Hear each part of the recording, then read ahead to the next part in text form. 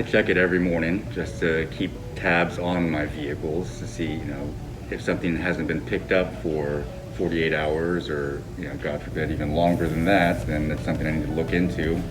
Whether or not a customer has been in the vehicle for too long without buying it, or one of our other stores might have picked it up, and I need to follow up with them to see if they've sold it or when they're going to return it. The biggest change is just process, really, for the main guys that are tagging the cars and tagging the keys, and teaching salespeople to rely on the app instead of sales managers to find the keys for them. The installation went smooth. It took about 2 working days.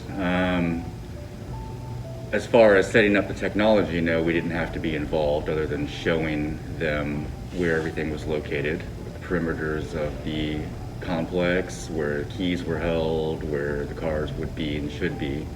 But the TrueSpot employees pretty much handled it all.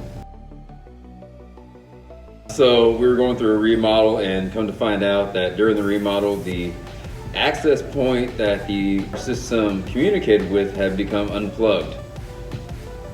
So yes, had to get that plugged back in, and ever since then, everything's been smooth. And then once it was plugged back in, was everything restored? Yep. Okay.